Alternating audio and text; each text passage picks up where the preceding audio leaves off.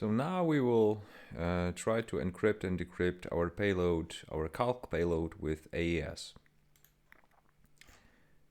So as usual, we go to our source code. And if you take a look at this, it looks almost identical to the example of when we had XOR decryption and encryption. The only thing, actually there are two differences, but the main difference is we use different decryption algorithm, which is AES decrypt, and we also have two variables uninitialized, which is calc payload, and key, which is also missing, and I will explain why in a second. So, and the rest of the code is really the same. Okay. So let's go to our Python, additional Python script which I've coded, and which will produce the encrypted version of our payload in AES format. So this code is really similar to the previous one with XOR.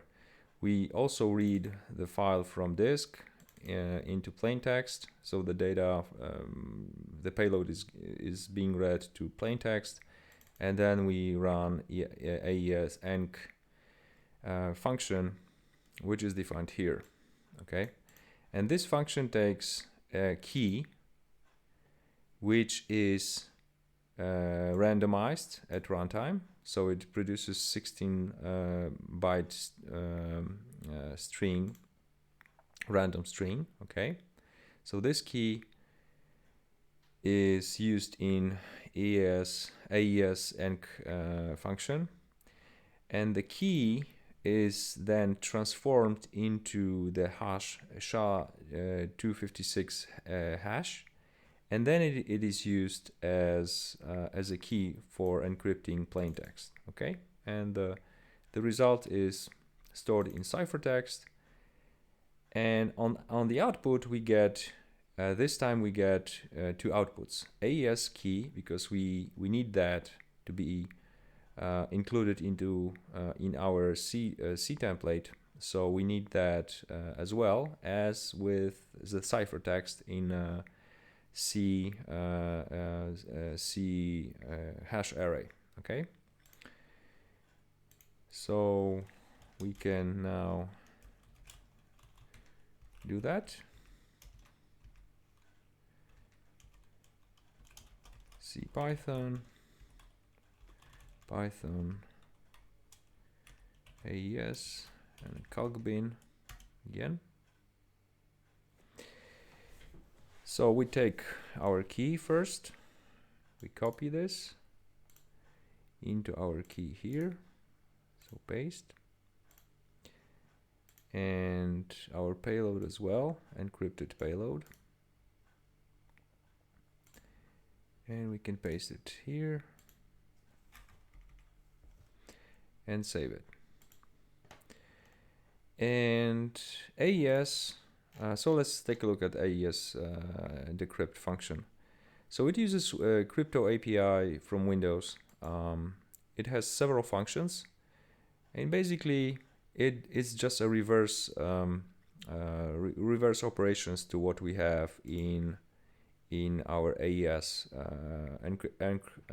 function. So it creates some context which is needed for preparing, everything in crypto API. Then we create a hash for we create a hash variable. Okay, then we calculate the hash for our key, and we derive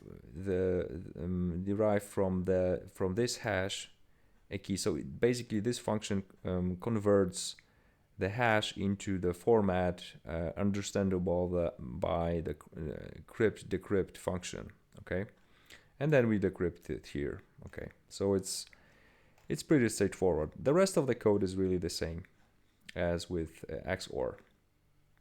So let's compile it and run it. And as usual, we attach our debugger to see what's going on.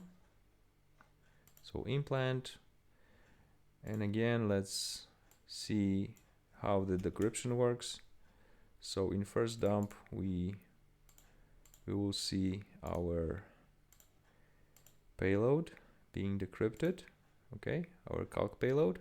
And the second is the allocated memory, which should be empty right now, and it is. So this is the payload encrypted with AES algorithm. So let's continue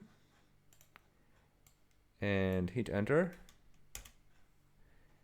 And as you can see, the payloads got decrypted.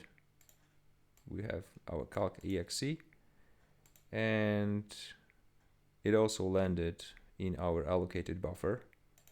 So if we hit enter again, our payload get executed. So this concludes this part with about encoding and encrypting payloads. And now we will move on to the next section.